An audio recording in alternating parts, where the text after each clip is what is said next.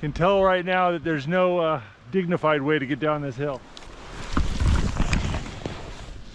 Getting close to sunset, I need to really find a place to camp. It's really hard to gather materials in the dark. Oh, yeah, look at that. Oh, I like this root ball. It's hard to emphasize how much of a time crunch I'm in right now. I've got about 2.5 hours before it's dark. The wood is soaking and covered in ice. It can be really challenging to start a fire. I'd rather sleep on warm ground without a sleeping bag than sleep on cold ground with a sleeping bag. It makes that much of a difference.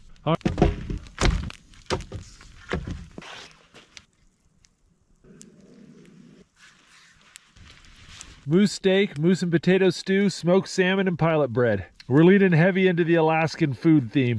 Moose is good.